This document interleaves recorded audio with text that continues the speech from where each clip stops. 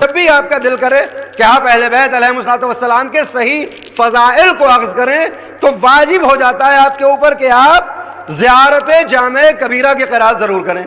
اس زیارت جامع کبیرہ میں امام علیہ السلام نے اہل بیت علیہم السلام کی حقیقی تصویر کو پیش کیا اور اس کے ایک فراز میں بتایا کہ سلموا تسلیمہ ہوتا کیا ہے۔ کاش متوجہ ہوں۔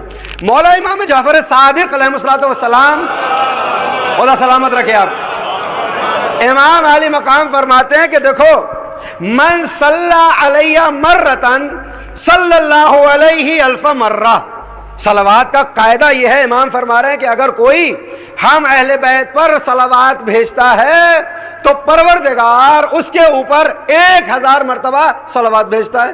دیکھیں یہ قاعدہ، یہ قانون ہے امام علیہ السلام کا، من صلی علیہ مرتن، جو کوئی بھی ایک مرتبہ ہم پہ صلوات پڑھے صلی اللہ علیہ الف مرہ، پروردگار اس پر 1000 مرتبہ صلوات بھیجتا ہے۔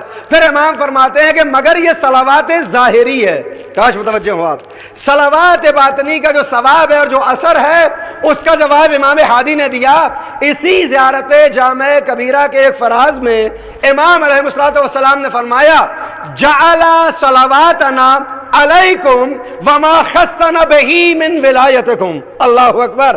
امام فرماتے ہیں کہ پروردگار نے، میرے خدا نے ہماری اس صلوات کو کہ جب ہم اہل بیت پر صلوات بھیجیں تو جیسے ہی ہم صلوات بھیجتے ہیں اللہ اس کے اثر میں ان کی ولایت کے سائے کو ہمارے سروں کے اوپر لے کر آ جاتا ہے۔ کاش متوجہ ہو آپ، جعل صلواتنا علیکم وما خصنا بہ من ولایتکم، ادھر ہم نے صلوات بھیجی، ادھر ان کی ولایت کا سایہ ہمارے سروں پہ آیا، جیسے ہی ان کی ولایت کا سایہ ہمارے سروں پہ آیا 4 ریئیکشن اس وجود کے اندر دیکھنے کو ملے۔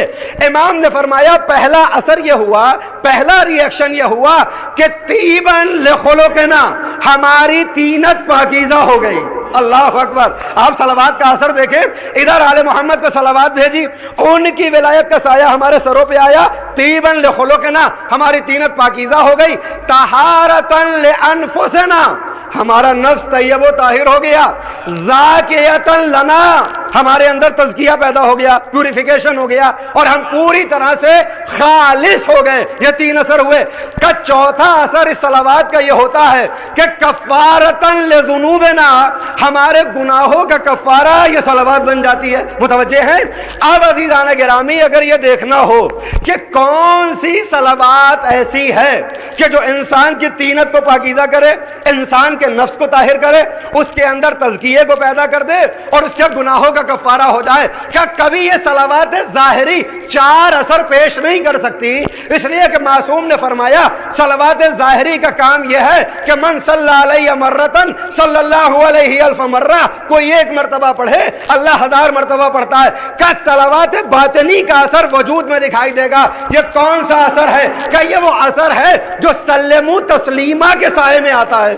آج متوجہ ہو آپ، یہ سلموا تسلیمہ کیا ہے؟ کیا اس کا مطلب یہ ہے کہ جب پروردگار آل محمد پر صلوات بھیجتا ہے تو خود تو صلوات پہ رکتا ہے مگر مومن سے یہ چاہتا ہے کہ جب صلوات پڑھیں تو صلوات کے بعد سلموا تسلیمہ، اپنے سر تسلیم کو ان کے آگے خم کر دیں، اور جب یہ سر تسلیم خم ہوگا تو وجود کے اندر یہ 4 باتیں پیدا ہو جائیں گی، نفس طاہر ہو جائے گا، بدن پاکیزہ ہو جائے گا، کفارہ گناہوں کو بنے گا اور تزکیہ نفس ہو جائے گا۔